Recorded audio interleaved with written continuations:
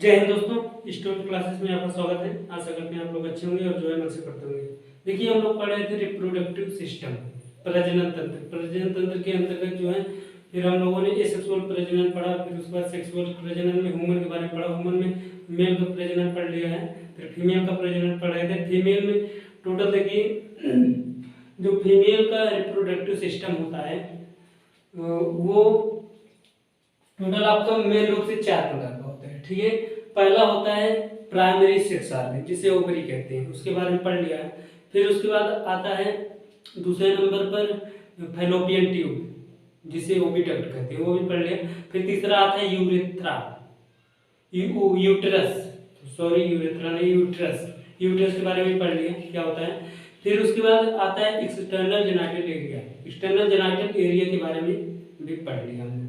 ठीक, अब देखिए कुछ ग्लैंड होती है, जैसे जब बेबी बेबी बन जाता है तो उसके बाद बॉर्न होगा, उसे जो है दूध पान के लिए, मतलब उसके पोषण के लिए उसे जो है मिल्क की जरूरत पड़ती है, तो वो मेमरी ग्लैंड होता है। ठीक है, ह्यूमन में जो फीमेल में होता है मेमरी ग्लैंड, तो उसके बारे में हम लोग जानेंगे। तो मेमरी ग्लैंड जो है वो ब्रीस्ट होता है जिसे स्तन कहते हैं, उसी में पाया जाता है, तो उसके बारे में चलिए जानते हैं। देखिए, ये होता है पूरा ब्रेस्ट का स्ट्रक्चर। ठीक है, ये जो आगे आप देख रहे हैं थोड़ा सा निकला हुआ है, इसे निप्पल कहते हैं। ये ब्लैक कलर का होता है, इसमें मिलेनियम का नामक पिगमेंट ज़्यादा होता है, तो इसलिए ब्लैक कलर का होता है। ठीक है, हमने भारत में ब्लैक कलर पाया जाता है और अदर देश में हम नहीं है। ठीक, फिर उसके बाद ये देखिए, इसमें से ये आपको एक पाउच की तरह स्ट्रक्चर दिख रहे होंगे, तो इसे बोलते हैं मिल्क ग्लैंड। ठीक है, ये जो स्ट्रक्चर होता है, ठीक, इसे जो है मेमोरी लोब्स बोलते हैं। ये जो होता है पूरा मेमोरी लोब्स बोलते हैं। ठीक है, फिर इसके अंदर देखिए छोटे छोटे लोब्स आपको दिखाई दे रहे होंगे, इसे मेमोरी एल्वुलाई बोलते हैं। मेमोरी एल्वुलाई बोलते हैं। ठीक, देखिए ये जो जहां से ये निपल्स कनेक्ट करता है इसे लैक्टिफेरस डक्ट बोलते हैं। ठीक, और ये वाले जो डक्ट होते हैं, खाली वाले डक्ट, इसे मेमोरी एम्पुला बोलते हैं, मेमोरी एम्पुला। और ये जो मेमोरी डक्ट होता है ये भी इसी में इंटरकनेक्ट होता है। ठीक, और देखिए पीछे वाले पोर्शन में चले जाते हैं। इसका जो ये पीछे वाला पोर्शन होता है, जो ये आपको ये गोला गोला सा बना के दिखाए होंगे, ये फैट होता है। ठीक है, फैट होता है। और इसका जो ये बाहरी वाला होता है ये मेमोरी स्किन होता है, जो बाहर का चमड़ा होता है। ठीक, और देखिए ये जो खाली स्थान दिख रहा है, ये देखिए यहाँ पे खाली स्थान, ये देखिए यहाँ से खाली स्थान होता है, ये खाली स्थान को कहते हैं इंटरलोब्यूल, एंटीलोब्यूलर बोलते हैं, जो होता है कनेक्टिव टिश्यू का, इंटरलोब्यूलर कनेक्टिव टिश्यू का बना होता है। ठीक है, और देखिए ये एकदम पीछे की तरफ, ये देखिए रिब्स से अटैच होता है, ये जो सीना होता है पीछे, इसके पीछे रिब्स होता है, रिब्स से अटैच होता है। ठीक, ये रिब्स हो गया। फिर ये जो रिब्स मसल होती है इंटरकास्टल मसल बोलते हैं इसे, या फिर ये मसल बिटवीन रिब्स, मसल और रिब्स के बीच जो है जोड़ के रखता है इंटरकास्टल मसल। ठीक, ये फिगर्स में आ गए। अब चलिए इसके कुछ पॉइंट है तो एक एक करके हम लोग देख लेते हैं। देखिए मेमोरी ग्लैंड जिसे दुग्ध ग्रंथियां कहते हैं। ठीक, इसका हिंदी है।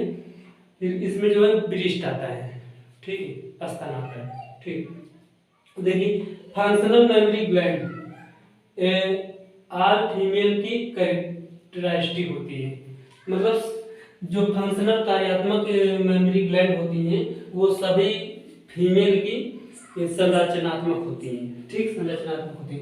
फिर मेमोरी ग्लैंड जिसे हम ब्रीस्ट बोलते हैं। ठीक, ब्रीस्ट में आता है एक पेयर होता है, एक पेयर मतलब एक लेफ्ट साइड होगा एक राइट साइड में। ठीक, एक पेयर होता है जिसमें ग्लैंडुलर टिश्यू, ग्रंथि ऊतक, हिंदी में ग्रंथि ऊतक, ग्लैंडुलर टिश्यू जिसे हिंदी में ग्रंथि ऊतक बोलते हैं, तथा वेरिएबल अमाउंट में फैट होता है। ये जो फैट होता है वेरिएबल अमाउंट, मतलब वेरिएबल का मतलब होता है इनवेरिएबल नहीं होता, वेरिएबल मतलब लिमिट में होता है। ठीक, तो देखिए आगे एवरी ब्रीस्ट, मतलब दोनों स्तनों की बात हो रही है, दोनों ब्रीस्ट का ग्लैंडुलर टिश्यू 15 से 20 मेमोरी लोब्स में डिवाइड होता है। ये जो मेमोरी लोब्स होते हैं करीब 15 से 20 पाया जाता है, इसमें आ नहीं पाता तो इसलिए हम एक दो ही बनाए। ठीक, अब देखिए मेमोरी लोब्स, ये मैं कहूँ मेमोरी लोब्स में सेल क्लस्टर मतलब समूह में होते हैं। जो मेमोरी लॉस होता है उसमें जो सेल होती है, कोशिकाएं होती हैं, वो समूह में एकत्रित होती हैं। ये देखिए जो समूह होता है ग्रुप में होती है, जिन्हें एल्वुलाई कहते हैं। ये एल्वुलाई होते हैं, जो ये समूह में एकत्रित होते हैं उन्हें एल्वुलाई कहते हैं। ठीक है, एल्वुलाई की सेल से मिल्क सेक्रेट होता है। जो ये एल्वुलाई की सेल होती है इसी से जो है मिल्क सेक्रेट होता है, मतलब बाहर की तरफ निकलता है। ठीक, सेक्रेट होता है। जो एल्वुलाई की कैविटी होती है जिसे लूमेन कहते हैं में स्टोर होता है। भाई देखो हमेशा सेक्रेट होगा तो उसे स्टोर करने के लिए कोई जगह होनी चाहिए, तो वो लूमेन जगह होती है जो एल्वुलाई की कैविटी जिसे बोलते हैं, जहाँ खाली, देखिए कोई भी चीज जहाँ पे स्टोर होता है तो खाली जगह पे स्टोर होगा, तो खाली जगह को कैविटी कहते हैं। ठीक, अब देखिए एवरी लोब, मतलब सभी लोब्स में, लोब्स के ट्यूबुलर मिलकर मेमोरी डक्ट बनाती है। जितने भी लोब्स हैं ये सब लोब्स मिल करके आपस में मिल करके एक मेमोरी डक्ट बनाती है। ये डक्ट हमने बताया था, मेमोरी डक्ट बनाती है ये। ठीक, देखिए ये सब लोब्स ऐसे ऐसे मिल करके तो ये यहाँ से एक मेमोरी डक्ट बनाती है, दूर मतलब मिल बाहर आने के लिए। ठीक, अब देखिए कई मेमोरी डक्ट, एमडी मतलब मेमोरी डक्ट, बहुत सारे मेमोरी डक्ट आपस में मिल करके एक वाइडर मेमोरी एम्पुला बनाती है जो लैक्टिफेरस डक्ट से जुड़ती है। ये जो लैक्टिफेरस है जो बाहर की तरफ आती है, कई सारे मेमोरी डक्ट मिल करके, मतलब 20 से 25 होंगे तो 20-25 मेमोरी डक्ट बनेगी। तो 20 से 25 जब मेमोरी डक्ट बन जाएंगे तो वो आपस में मिल करके मेमोरी एम्पुला बनाती है। ये देखिए मेमोरी एम्पुला बनाती है। ठीक, तो वो जाकर के आपके लैक्टिफेरस डक्ट में ओपन होता है, खुलता है। ठीक, जो लैक्टिफेरस डक्ट से जुड़ी होती है या फिर खुलता है ओपन होता है, एक ही बात है। लेकिन जिससे मिल्क, ये जो लैक्टिफेरस मिल्क होता है इससे क्या होता है, मिल्क ब्रेस्ट से बाहर निकलता है, ब्रेस्ट से बाहर निकलता है।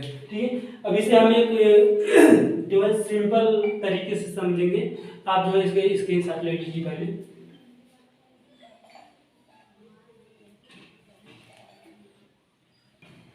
हाँ तो चलिए इसे सिंपल भाषा में समझ लेते हैं।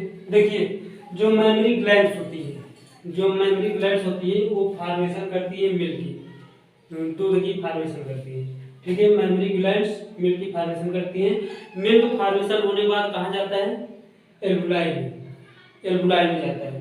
ठीक है, फिर एल्वुलाई में जो है वो स्टोर होता है कहाँ पर, ये देखिए अभी हमने बताया था ना, जो एल्वुलाई होता है कहाँ गया, ये एल्वुलाई में एक जो है स्टोर करने के लिए कैविटी होता है। ठीक है, जिसे एल्वुलाई कैविटी कहते हैं, उसी में जाकर के स्टोर होता है। ठीक, और देखिए स्टोर होने के बाद फिर मेमोरी ट्यूब्यूल से, फिर वो एल्वुलाई से मेमोरी ट्यूब्यूल जाता है, फिर उसके बाद मेमोरी डक्ट में जाता है, मेमोरी ट्यूब्यूल से मेमोरी डक्ट में जाता है, फिर मेमोरी डक्ट से मेमोरी एम्पुला में जाता है, मेमोरी डक्ट से मेमोरी एम्पुला में जाता है। ये स्टेप बाय स्टेप हमने लिखा है। ठीक है, फिर मेमोरी डक्ट से लैक्टिफेरस डक्ट में जाता है। मेमोरी जो डक्ट होता है, जो मेमोरी डक्ट होता है, मेमोरी डक्ट मिलकर के एक लैक्टिफेरस डक्ट बनाती है, तो उसी डक्ट में जाता है। ओपन फॉर मिल्क इजेक्शन, मतलब जो मिल्क होता है उसे इजेक्शन के लिए यहाँ ओपन होता है। फिर लैक्टिफेरस क्या करता है, milk is sucked out by nipples. Sucked मतलब होता है चूसना। ठीक है, जो मिल्क होता है, जो बच्चा निप्पल को मुंह में लेता है, चूसता है, तो उससे जो है मिल्क रिलीज होता है, निकलता है। ठीक, समझ गए। अब देखिए मिल्क क्या, ये देखिए मिल्क में क्या क्या होता है, पुअर इन आयरन, जो आयरन की मात्रा होता है इसमें कम होता है। मदर मिल्क है, ये मदर मिल्क की बात हो रही है। ठीक है, मदर मिल्क की बात हो रही है, आयरन की मात्रा कम होता है। ठीक है, पुअर होता है। और प्रोटीन, कौन सा प्रोटीन पाया जाता है, कैसीन प्रोटीन। मदर मिल्क में कैसीन प्रोटीन पाया जाता है। क्वेश्चन पूछता है भाई कि मदर मिल्क का प्रोटीन कौन सा होता है, कैसीन। मदर मिल्क में एंटीजन कौन सा पाया जाता है, आईजीए एंटीजन पाया जाता है। एंटीबॉडी कौन सा पाया जाता है, आईजीए एंटीबॉडी पाया जाता है। आईडी अभी बताएंगे आईडी क्या होता है। फिर देखिए मिनरल्स और वाटर साल्ट भी पाए जाते हैं।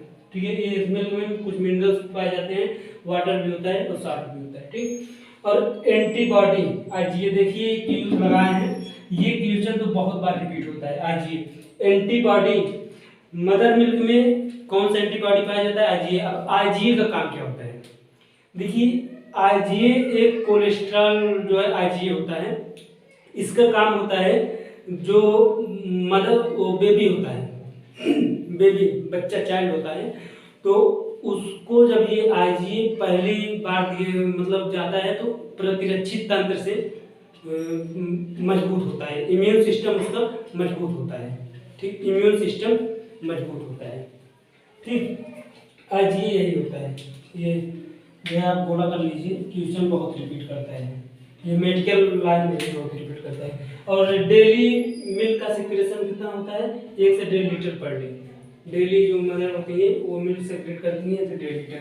और फर्स्ट मदर मिल्क जब पहली बार मदर मिल्क मतलब ये निकलता है तो उसमें कोलेस्ट्रम होता है।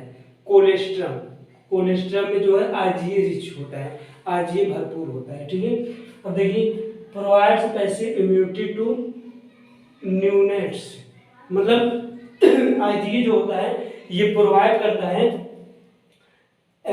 पैसिव इम्यूनिटी, मतलब इम्यूनिटी तंत्र को मजबूत करने के लिए। ठीक है, तो तभी इसे जो है रिकमेंडेड बाय डॉक्टर्स, जो जितने डॉक्टर्स होते हैं वो कहते हैं कि आप जो है मदर मिल्क को पिलाइए। ठीक है, देखिए बहुत सेलिब्रिटीज होती हैं, हीरोइनें होती हैं, वो लोग जो है बच्चे को जन्म देती हैं लेकिन मदर मिल्क मतलब बच्चे को दूध नहीं पिलाती। इसलिए अगर मिल्क नहीं निकलेगा बाहर तो उससे जो है एक कैंसर हो जाता है, कैंसर होने की संभावना बहुत ज़्यादा बढ़ जाती है, उसे कहते हैं ब्रेस्ट कैंसर। ठीक है, ब्रेस्ट कैंसर। ठीक, स्तन का कैंसर। ठीक, अब देखिए मिल्क इंजेक्शन ऑक्सीटॉसिन, जितना ज़्यादा ऑक्सीटॉसिन बनेगा उतना ही ज़्यादा मिल्क इंजेक्शन होगा। ठीक, जितना ज़्यादा milk injection directly proportional to oxytocin, जितना ऑक्सीटॉसिन बनेगा, ऑक्सीटॉसिन क्या होता है? ये बर्थ हार्मोन होता है। जब बच्चा जन्म लेता है उस समय तो ये ऑक्सीटॉसिन हार्मोन निकलता है, जिससे कॉन्ट्रैक्ट यूट्रस में कॉन्ट्रैक्ट कई गुना ज़्यादा बढ़ जाता है, जिससे हो जाने के थ्रू बच्चा बाहर आ सके। इसलिए कभी देखिए जब प्रेगनेंसी के दौरान फीमेल को हॉस्पिटल ले जाया जाता है तो उसे ऑक्सीटॉसिन का इंजेक्शन दिया जाता है। ठीक है, जिससे उसके यूट्रस में कंट्रैक्शन खूब तेज कंट्रैक्शन हो और जो है बच्चा आदमी बाहर आ जाए। ठीक, समझिए। अब देखिए मिल्क प्रोड्यूसिंग प्रोलैक्टिन, जितना ज़्यादा प्रोलैक्टिन बनेगा शरीर में उतना ही ज़्यादा मिल्क प्रोड्यूस होगा। ठीक, ये समझिए। तो एक स्क्रीनशॉट ले लीजिए आप। चलिए ये आपका हो गया। तो अब हम अगले वीडियो में देखेंगे मेंस्ट्रुअल साइकिल क्या होता है। ठीक है, मेंस्ट्रुअल साइकिल के बाद फिर फर्टिलाइजेशन देखेंगे, फिर फर्टिलाइजेशन बाद एम्ब्रियो डेवलपमेंट देखेंगे, फिर उसके बाद पास्चुरेशन डिलीवरी कैसे होता है। ठीक, तो चलिए ये वीडियो यहीं पे स्टॉप करते हैं। आपको ये वीडियो कैसा लगा हमें कमेंट करके जरूर बताइएगा, और मन में कोई डाउट हो या फिर क्वेश्चन हो कमेंट बॉक्स में जाकर के पूछ सकते हैं। चलिए हमारी आपकी मुलाकात होगी अगले वीडियो में।